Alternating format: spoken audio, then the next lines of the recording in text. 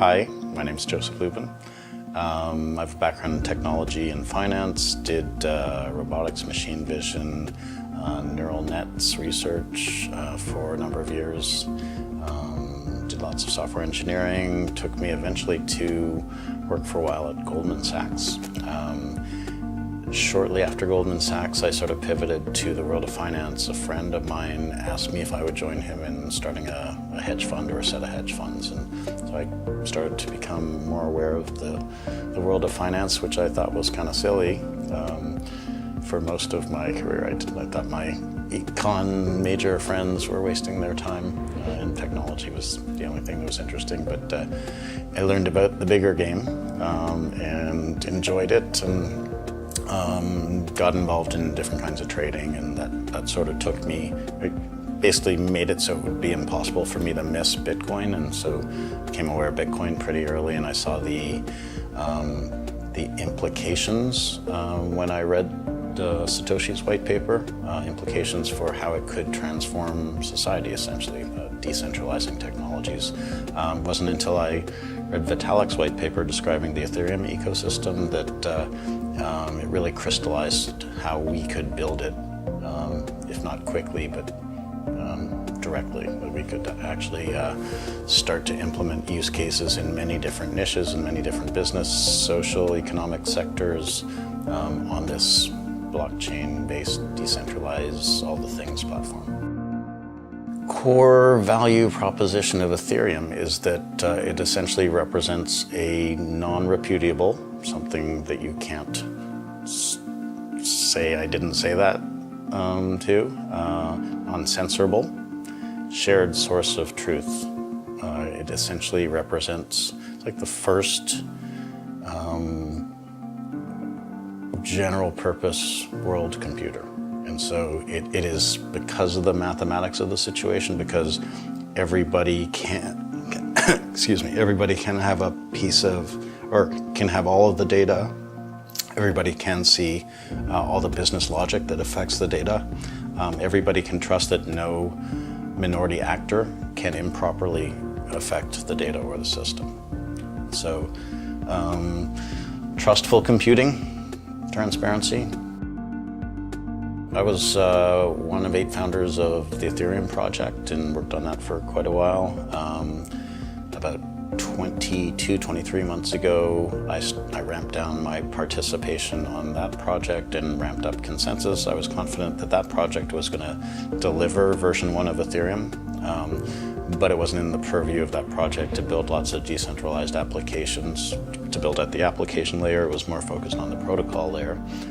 Wasn't in the purview of that organization to build for-profit projects or companies. So I started Consensus to do exactly that, to build a bunch of projects, products, companies for the public Ethereum blockchain, and those are things that can also be deployed on private permissioned Ethereum blockchains. So since then, we've done a lot of work on product and have released a bunch of those things. Still have a pipeline of things that we're building and releasing. Built a lot of the infrastructure for Ethereum, developer tools and back-end infrastructure. And I guess 14 months ago now, we started getting really busy on the consulting front. So we've been building, advising companies on blockchain strategy, but mostly building software for them in insurance industry, a couple of different insurance companies, general financial services, applications, healthcare, energy industry, music industry, supply chain management. With Consensus, we're going to keep building projects, products for the public blockchain and private blockchains. There's an enormous amount of infrastructure to build before consumers can make good use of this stuff. Essentially, the internet was pretty much invented in 1990 and became prominent in the late 90s. So I see a similar adoption curve, perhaps a little bit more compressed for blockchain, for public blockchain. In the meantime, there's a very strong value proposition for lots of companies right now. Lots of different focused projects, could be government, could be companies, And we are helping lots of those interests build what they want to build. So a lot of that stuff, and a lot of that stuff is helping to fund and drive development of things that will make their way to the public blockchain. Transparency, this shared source of truth, this infrastructure that we can all interoperate on, whether we're software developers building stuff that easily interoperates with other things, or people who are establishing their own identity, their own self-sovereign identity, and using that as an access point to lots of different kinds of applications, perhaps like a decentralized Facebook. That's going to put all the power into the periphery, in the hands of the people. It's going to decentralize lots of our systems. And yes, I think that's a very good thing for society.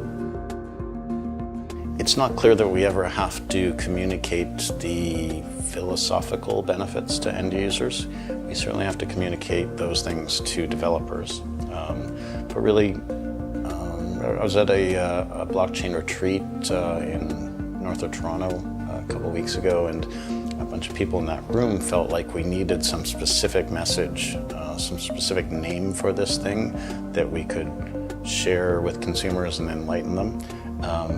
My feeling is that this is just the next internet. This is World Wide Web version 3, and that we're going to be delivering applications that look like web page or web applications, or that look like mobile applications. They'll just have this different kind of database in the back end, this much more trustworthy database that enables easy interoperation amongst lots of different things.